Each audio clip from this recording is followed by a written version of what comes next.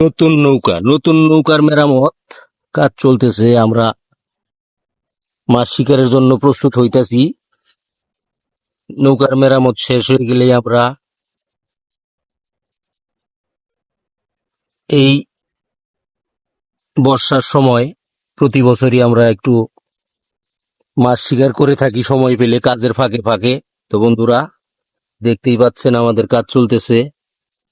আমরা যে বিলের মধ্যে মাছ মারি সেই বিলটা এখন দেখাবো আপনাদেরকে। এই যে দেখেন, এই যে বিলটা দেখতে পারতাছেন, এই যে বিলটা দেখছেন, বিশাল বিল। এই বিলের মধ্যে আমরা প্রতি বছরই কাজের ফাঁকে একটু সময় পেলে মাছ শিকার করি, বিক্রি করার জন্য নয়, খাওয়ার জন্য।